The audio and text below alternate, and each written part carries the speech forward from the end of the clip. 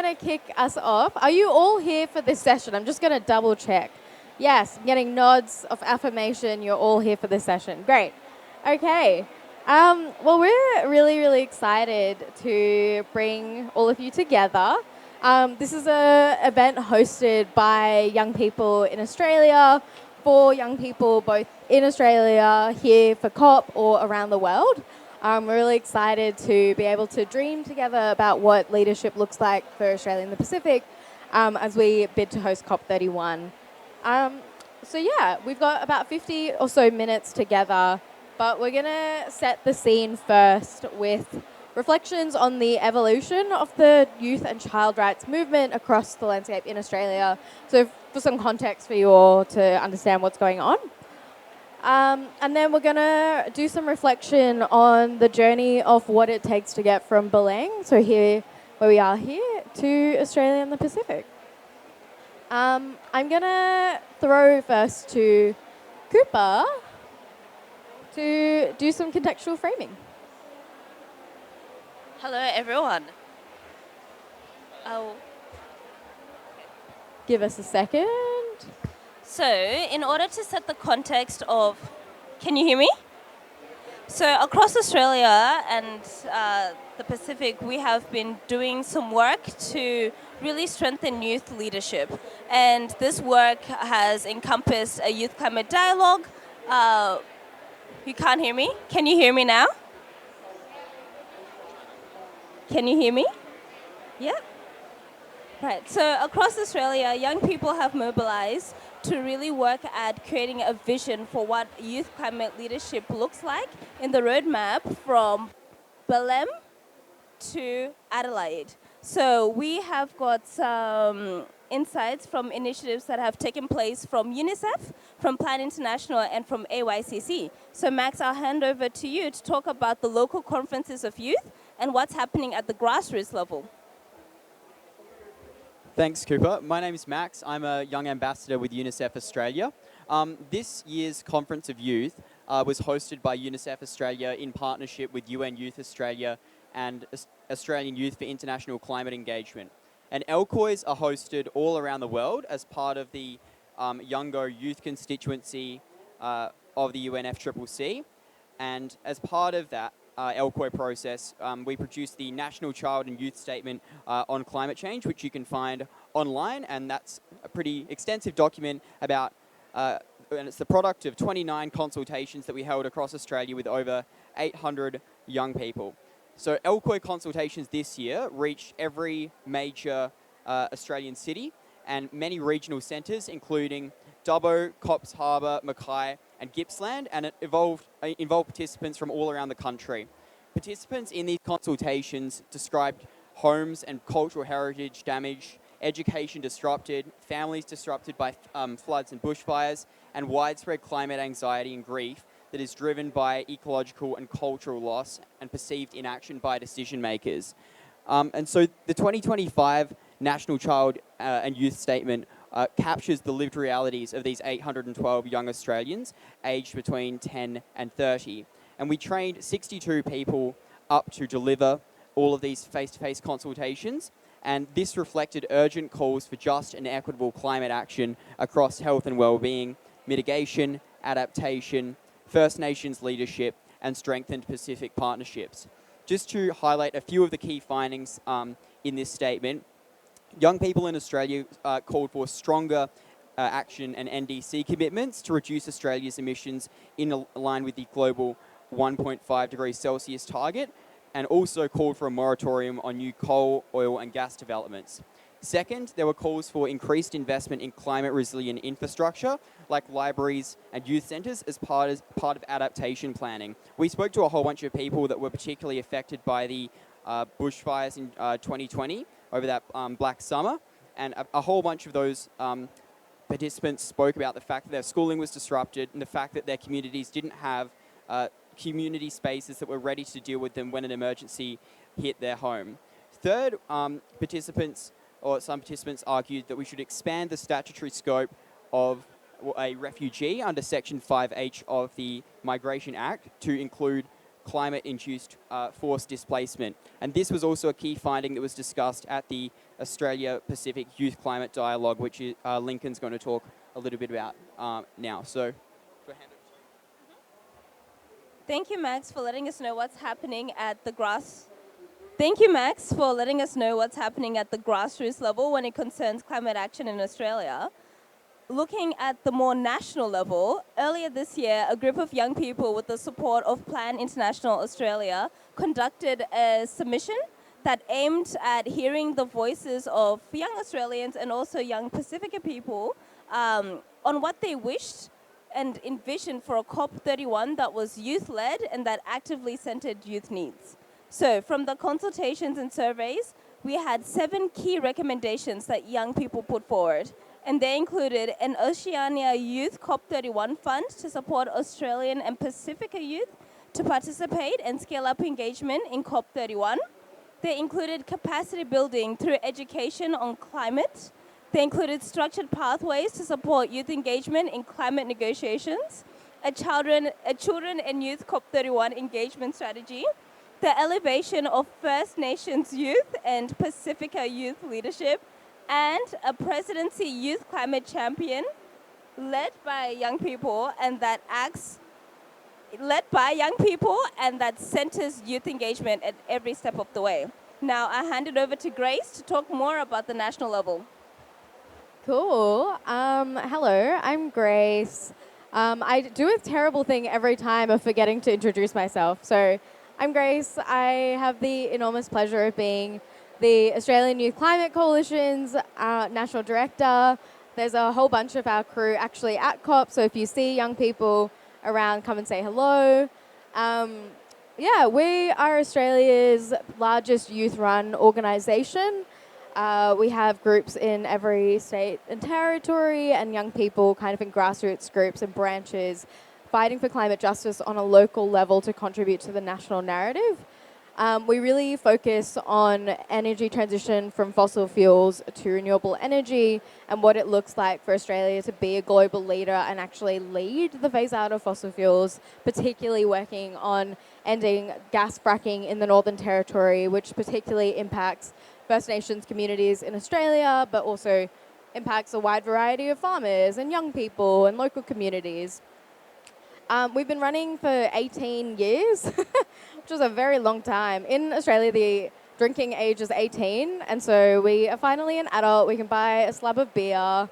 That means that we're also the longest running youth climate network in the world, and so have a lot of lessons about what it looks like to do long-term kind of multi-generational youth engagement work as well. I think for us, we have been focusing on a whole range of things, particularly on what it takes to win fossil fuels out in Australia, but did some work on our NDCs this year, led by our campaigns director, Violet, and our national campaigner at the back, Natasha. If you want to hear more about it, you can hit them up to learn those lessons. We're here at COP to support young people to understand and learn what it looks like to host a COP in your city, and so we're really excited for the session. Pass it to Lincoln. Awesome. Thank you so much, Grace. So I'm here to share about the Australia-Pacific Youth Climate Dialogue. This is a first of its kind event held in Canberra, bringing together 50 young climate leaders from right across the Pacific region, working towards not only COP30 here, but really towards a possible COP31 in Australia and the Pacific. This event was a really, really powerful testament to all the amazing climate champions operating right across our region and the incredible work they're doing with or without official support to champion the rights and needs of children and young people right across the region and the unfolding climate emergency that they're experiencing on varying degrees, but in a really real-time way. At the dialogue, we were really privileged to have some fantastic negotiation upskilling from Professor Siobhan McDonnell, who was been speaking here earlier yesterday. We're also able to collaborate really well on working towards building a coalition for the entire region as we work towards Adelaide, hopefully next year. We know that the negotiations are ongoing, and we're really hoping that we are able to come together as a region and host the world 12 months on from here in Belem and really highlight the incredible work that's going going on in the Pacific, but also highlight the critical needs. And no one has showcased or fought harder for 1.5 than Pacific nations and Pacific young people. We've seen the incredible result in the ICJ, and we had some of those incredible young people there at the dialogue. So on the screen, you can see some of the visuals of the conversation that flowed. It was really, really powerful, and it culminated in a visit to Parliament House, Canberra, where we were able to meet firsthand with ministers and members of Parliament from right across the political spectrum, advocating for stronger action on climate and disasters, and also meeting with high commissioners as well in Canberra from right across the region, really again showing that young people are the greatest advocates in this climate disaster and on the front lines of solutions as well. It's not all doom and gloom. I walked away from the dialogue feeling so uplifted and so driven, and really then motivated to come here and motivated towards Adelaide, hopefully next year. Fingers crossed we have a result in the next few days. But I'll pass back now to Grace as we move on to our next activity. Cool. I have two questions before we start off an activity. Who here knows that Australia and the Pacific are bidding to co-host COP31 next year? Okay, cool. We've got a bunch of people. Great. We can start the conversation from there then. That's perfect. The second question that I have is that we're going to actually do an activity for about half an hour where we're going to get you to talk to each other to understand what ambition looks like across regions and then building that to come back together. And then we have a bit of an activity where we weave all of our thoughts together across the world to understand where there's alignment, where there's maybe difference, what it looks like for Australia and the Pacific to be leaders for a potential COP31. So if you are here from the African regional grouping, could I get a little hand up to understand? Okay. If you're from the Asia-Pacific UN regional grouping, can I get a sense? Yeah. All right, cool. If you're from the Eastern Europe regional grouping, okay. From Latin America and the Caribbean, okay, we're very Australia-Pacific heavy. If you're from Western Europe and others, which includes Australia, okay, we're very Australia-Pacific heavy, which I kind of love, actually. Cool. So we're going to be breaking out into, let's say, three groups. Of, oh, my maths. 5 people each, I think. Maybe more. Six people. 3 groups of 6 people. Ideally people that you might actually not know or might be from a different region to you. So if you're from Australia, try and find some folks from Asia and the Pacific region. If you're from the Asia and Pacific region, come and find some Australians and let's share what it actually looks like. We have some discussion questions on the screen on what does ambition look like in this region. What role should young people play in achieving and scaling ambition? What initiatives are needed? What role should the PYCC or the Presidential Youth Climate Champion play in supporting this so we can help to understand what we're taking back to prepare for next year and what ambition looks like? So I'm actually going to number people off so that you're definitely split up from each other. I'm getting a smirk over here of I really don't want to do this, but we're going to do it anyways. Okay. I'm going to get people to be like 1, 2, 3, and then you'll just kind of like do that numbering off. If you want to say 1, 2, what? 1, group 1.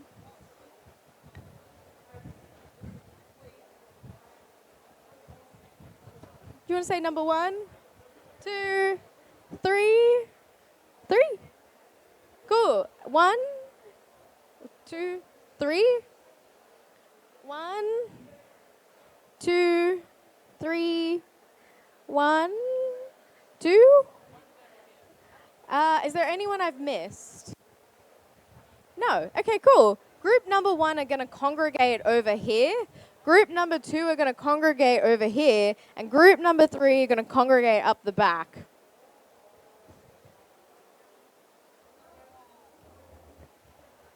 Alrighty, does everyone have a group? Okay, we're settling in. We have a facilitator, Lincoln. Okay, when I raise my hand like this, I'm hoping that you will see me and also raise your hand and stop talking. So I don't want to yell at you. That's all. Cool. So we have a facilitator for each of our groups, which is one of our lovely young people. We have Cooper over here for Group 1. We have Max for Group 2 and then Lincoln Group 3. You can follow their direction. But make sure that you introduce yourselves, and then I'll move you along when it's time to move to the next question. All good? Cool.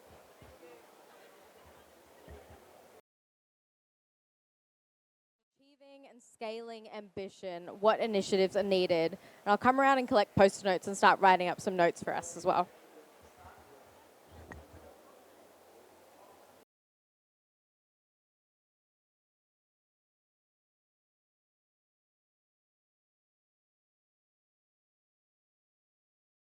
But I think that's a lie. And that is Anyways, the challenge for all of us. we're going to move on to the third question.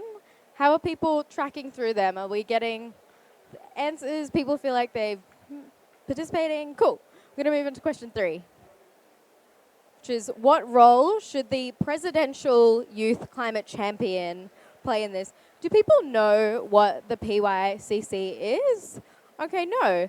Can our facilitators perhaps do a very quick explanation of what the presidential youth climate champion is so we can try and start from as much of a shared baseline as we have? Is that all good? Cool. Thank you. Thanks, Steve.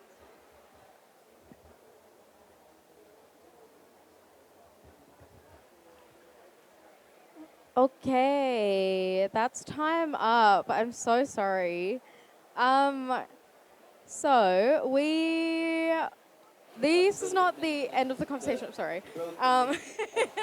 This is definitely not the end of the conversation. In fact, this is maybe one of the first that we've actually ever had. And this is the first time this group of people have ever been in the room together. And so I think it's really exciting for us to come together, but we're going to cap it at that for the second because we're going to get kicked out in like 20 minutes. So we're going to come back into the main circle. I've started compiling some of our notes into the themes and questions that we had together, so I can share that back. But I'm going to ask everyone to form a large circle. So it's like musical chairs, like a one large round circle, like a literal round table. Why are we doing it? Well, we're doing it for the people. We're doing it for all the different animals, plants, and so on that would otherwise suffer if we don't have it. So I would send that as a very strong message. And another thing in terms of picking up what other panelists have said, I want to follow up on what Gunnar mentioned on basically vulnerable groups. So I belong to what some people might call a vulnerable group of children and youth. And I think the narrative of vulnerabilizing different groups of society is quite problematic in the sense of no one is only a victim of the climate crisis. No one is only receiving the negative consequences. If we treat everyone as actors, someone who can actually... Yeah. Okay, we're going to do some sharing back. I hope you all had interesting conversations. Can you hear me all right over at the back? Okay, yay. Okay, great. This fan is very intense. That's fine, though, noise-wise? Okay, great. So yeah, we're literally going to spend a second actually hearing first from like a summary from each of the groups. I know that this group over here, group number 2, split into 2 groups, so maybe we'll hear from each section of those groups. Whoever wants to nominate themselves can speak. I'll give you about like a hard limit of 2 minutes, which is crazy, I know. But we'll have 2 minutes to actually hear from each other, and then we're going to play a bit of a game or an activity to see how there's intersections between what we expect from a presidency in Australia and the Pacific, what our role is, and how we can be a part of that change. So does anyone from, I'm going to be random, Group 3, want to nominate themselves for a 2-minute summary? Yeah, good. That works. Rowena got dobbed in. Oh, yes, okay. Hi, everybody. Can you hear me? Oh, yeah. Okay. Hi, I'm Rowena Sotatia McDonald. I'm from Adelaide, Ghana country, and I am Samoan. I was part of group 3, and I'm not going to reflect it well because it's a long day.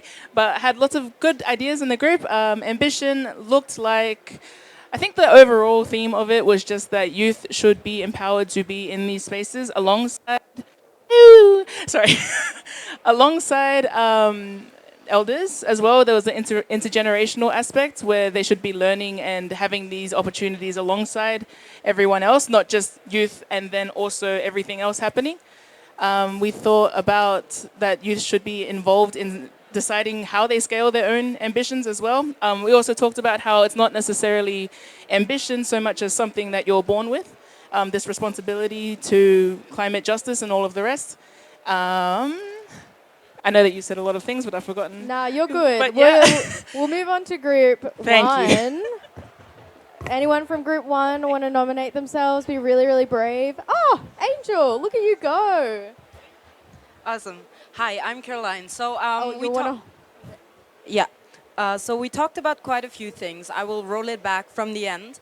So we said that it might be a super cool idea to have the PYCC actually give out mentoring to young people, because we noticed that there's sometimes people that come here on grants and get the opportunity to be here with money backing, and then there's people like me that just pay for everything themselves, which is not possible for everyone. Not everyone has the background to be able to just say, okay, I'm gonna spend a few thousands on coming to an event like this, even if they get a badge, which is really not fair. Moving over to what role youth should play in scaling the ambitions, I think what we kind of captured on is that we should not only be raising the energy, advocating for ourselves in like these free spaces, but also demand the spots in the negotiation rooms to sit there and have the opportunity to speak our minds and share our perspectives. There's more young people than there is old people, and it's our future that is impacted the most and not the future of the old people. So that is really important. And for the ambition right now, I think it's, in general, the gist of us was that we want to include more voices of minorities, that we are really ambitious, that we really have an ambition to bring these people into these spaces to talk, especially if they're from marginalized groups, and just have the opportunity to engage more with education, teach people about climate justice so that they do not lose their hope. What did I miss? A lot. We talked a lot. I might cut you off. I'm so sorry. We're going to go into group 2, part 1. I can see them not making eye contact with me. Someone from group 2, 1. Go.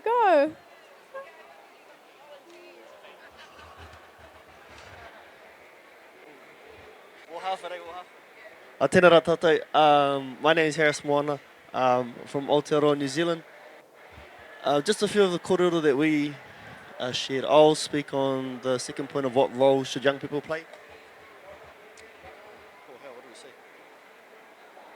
It was very similar to what was said before. In 50 years' time, we're going to be the ones that will be dealing with whatever happens. So that's why the importance of having young people at the table should be paramount, should be forefront. You know, we can't leave it for people to decide our future when they're not going to be a part of our future. So having young people there is really important. Also having avenues that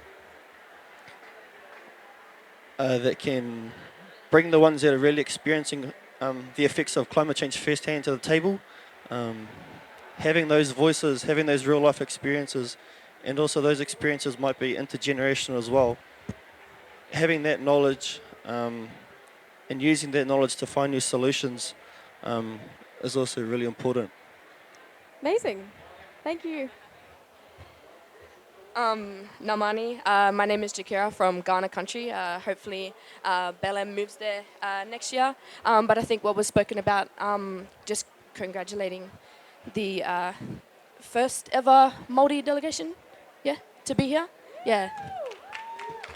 Yeah, just platforming that I think is really important. But yeah, I think that centering Indigenous knowledges from the absolute get-go to the co-design of everything, but also just the recurring investment in young people, the funding, but also if the grassroots mob are to be platformed, they need to be invested in, they need to know the abbreviations, they need to be invested in from an academia level, they need employment just to be around the spaces like this.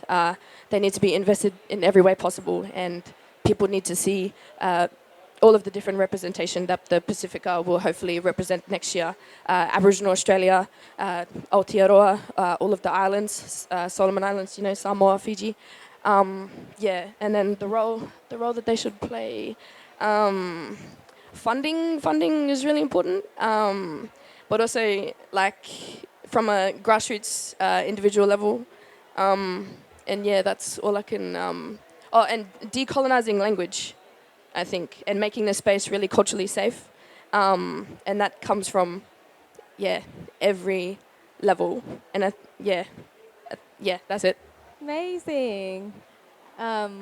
Cool. Well, thank you for sharing. We're going to do a bit of an activity so that we get to hear from everyone. If you are like, please do not make me public speak, that is okay. Just like look at me with panic and we will skip you. So we have this ball of twine. If you're able to, we're going to stand up.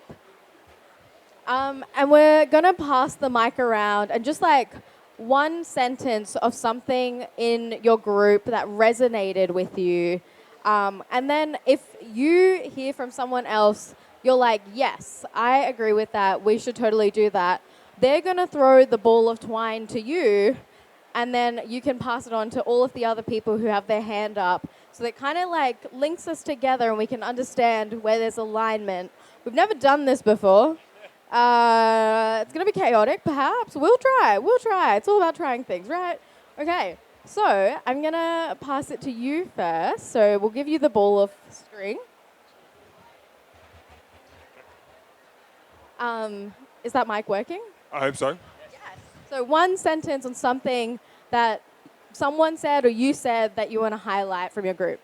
I think it's the point of if Australia is going to make this a COP for the Pacific or an Australian COP that looks at the Pacific. Nice. So if people agree with that, you can put your hand up. If this should be a Pacific COP as a whole, as opposed to just an Australian COP or centering Australia. If you agree with... Okay. I'm just going to start the rolling. Okay, the ball of twine is going to come to you eventually. Hang in there. So you grab your little end. So keep your hands up.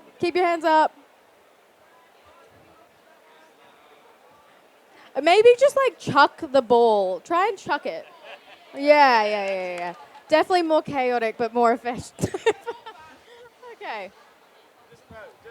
So hold one end of the string. Yep. Keep going.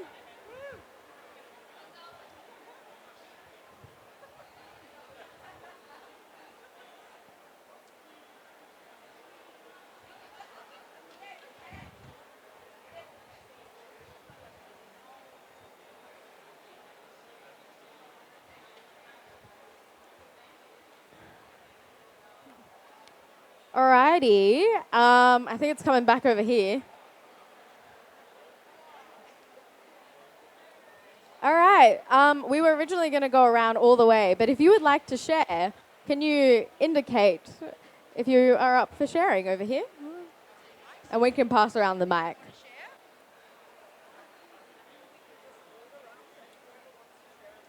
Yeah, true. Okay, we'll pass around the mic, and whoever would like to say one sentence.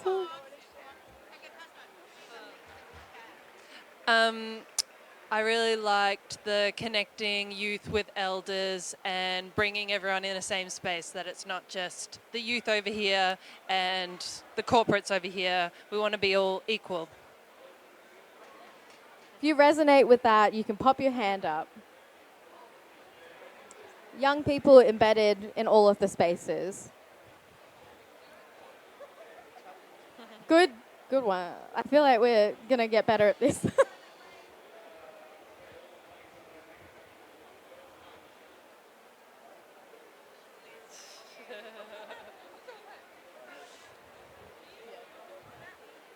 Oh, nice. No, hold on to your end.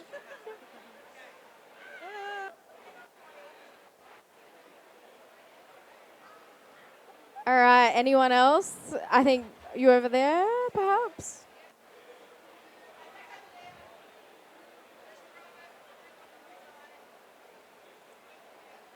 Okay, over here.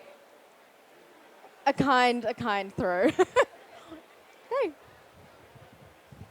Sweet. Okay, would you like to keep passing the mic on, and whoever would like to share?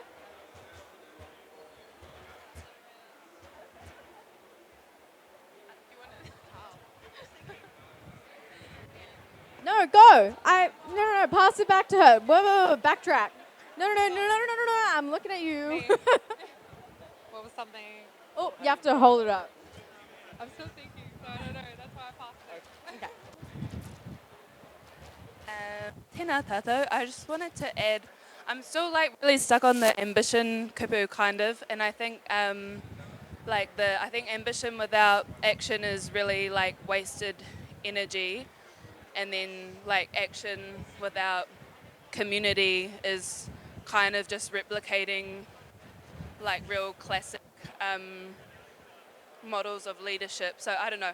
Yeah, still sort of trying to work through those layers, but I think that, look, I don't have that much experience in UN spaces, but from what I've observed so far, the classic seems to be the real top-down sort of level of leadership, which is the action without community that's not going to get us where we need to be going in the face of the climate emergency. So where we should be going, what our generation should be trying to do is, and I see efforts to do that, but trying to flip the classic leadership style to ground up. Yeah. Ground up leadership from COP31. All right. Yeah, we'll finish the circle and then.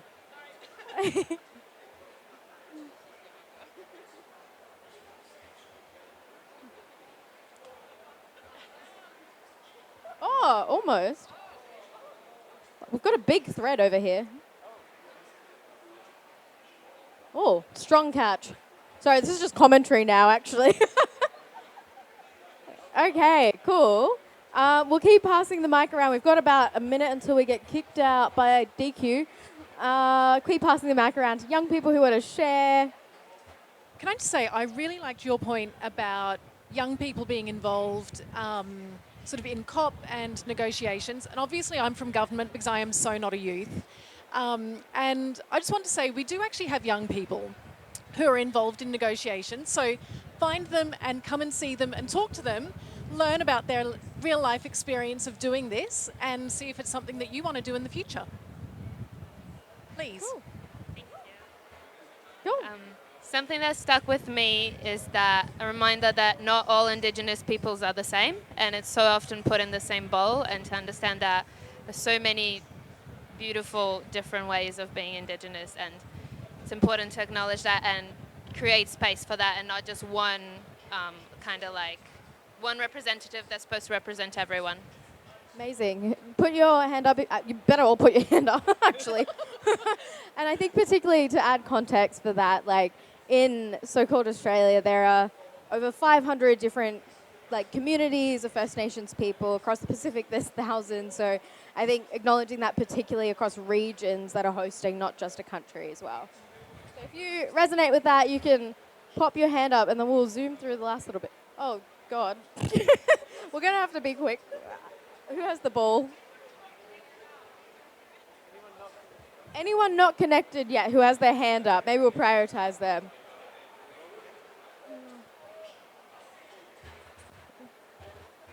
All right, we'll keep going. Yeah, I think I just want to synthesize that when we're talking about ambitious or ambition, it's not just quantitative ambition, but also qualitative that represent quality, which is how we can interconnect the generations and also redefining our economical model towards more net zero society, which is our indigenous ancestors have been practiced before. Yes, definitely cannot talk about climate change without talking about class and Indigenous people. Tēnā tātou, one thing that stood out to me was succession planning, so ensuring that we have enough soldiers in our battalions to carry on this sort of mahi back home in Aotearoa. Another one that stood out to me is promoting Indigenous funding windows or climate funding initiatives, especially for Indigenous peoples. Kia ora.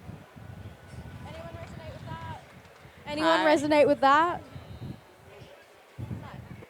Anyone not connected who would like, there you go, Rowena. All right. Hi, everyone. I think for me, what really resonated with me is the role that the PYC should play. It's more about the mentoring and making sure that the young people get opportunities to have the knowledge. I'm privileged to be a negotiator for my country, and as you said, a lot of young people are needed, but unless these resources are given, and I got that through mentorship programs. So yeah, thank you. Okay, last point. So one thing I found very inspiring is to maybe include and listen to especially Maori voices, find a foundation in their knowledge on how they tackle climate change, and then take this to these negotiation spaces and learn from it and give back to the community. The Maori crew stack group 1? Yeah. Okay, amazing. Well, I think we are all connected in an element of what we would love to see out of COP31. We've run out of time. 50 minutes is not very long, sorry. But we've got a big summary over on this side that we'll type up.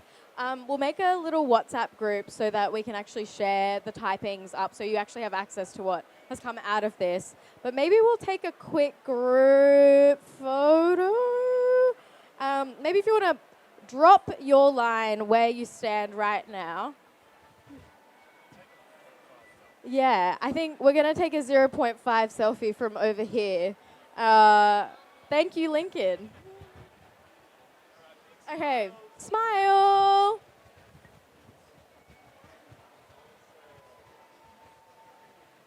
Cute. And can we get DQ to take a real, no, oh, we're getting kicked out. Okay, sorry guys. Anyways, come and find the 4 of us. We'll just be up the back over there. We'll make a WhatsApp group that you can scan to join, and we'll type up what came out of the discussions and we'll send it to you. But thanks for coming, and see you in Adelaide next year, maybe. Go tell Turkey. Thank you, everyone.